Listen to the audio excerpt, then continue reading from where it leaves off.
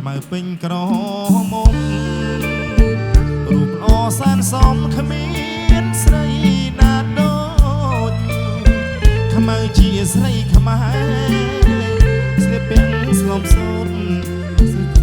ក៏ឆ្លាតស្ដាប់ពីម៉ែអើយថ្ងៃនេះបុណ្យចូលឆ្នាំ